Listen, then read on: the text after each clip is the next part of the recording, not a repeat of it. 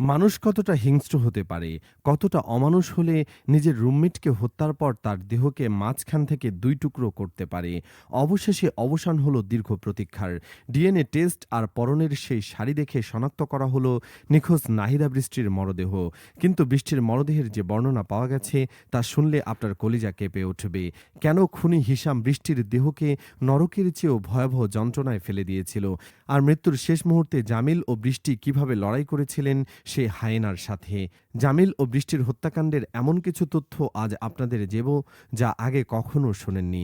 দীর্ঘদিন নিখোঁজ থাকার পর অবশেষে বৃষ্টির সন্ধান মিলেছে, কিন্তু জীবিত নয়। জামিলের মরদেহ যেখানে পাওয়া গিয়েছিল তার ঠিক কাছেই এক ব্যক্তি মাছ ধরতে এবং কায়াকিং করতে গিয়েছিলেন।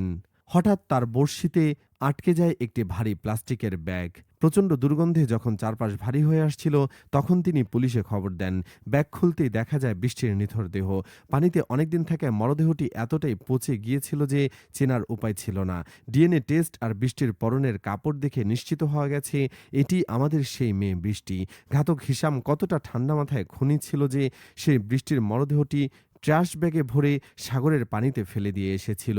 পুলিশ যখন খুনি হিশামের গাড়ি ফরেনসিক ল্যাবে পরীক্ষা করে তখন যে দৃশ্য দেখা যায় তা ছিল বীভৎস। গাড়ির পেছনের অংশে যাওয়া গেছে জামিলের রক্ত, আর সামনের প্যাসেঞ্জার সিটে লেগেছিল বৃষ্টির রক্ত।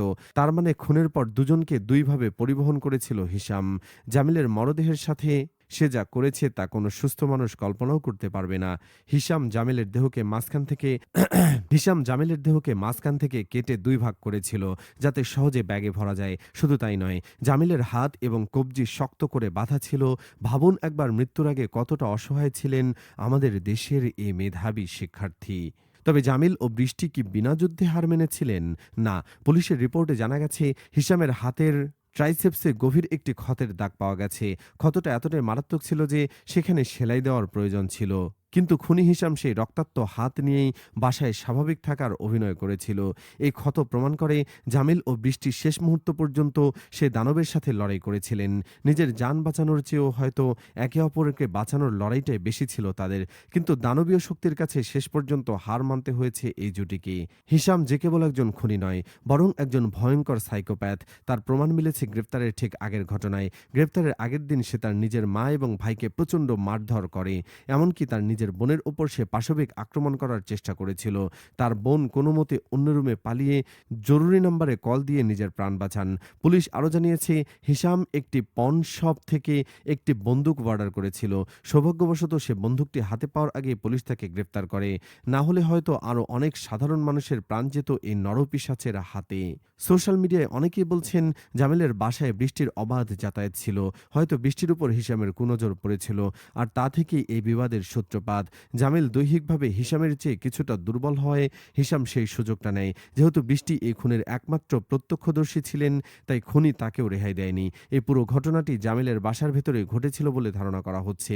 বিদেশের মাটিতে আমাদের দেশের এই ২ তরুণ প্রাণ এভাবে অকালে ঝরে যাবে তা কেউ কল্পনাও করেনি। হিশামের মতো এমন নরপিশাচের দৃষ্টান্তমূলক শাস্তি হওয়া উচিত। আপনাদের কি মনে হয়, এই খুনের পেছনে আর কোনো কারণ থাকতে পারে? কমেন্ট করে আপনার মতামত জানান। আর ভিডিওটি শেয়ার করে সবাইকে সচেতন করুন যাতে আর কোনো জামিল বা বৃষ্টিকে এভাবে হারিয়ে যেতে না হয়। ভালো থাকবেন, সাবধানে থাকবেন। আল্লাহ হাফেজ।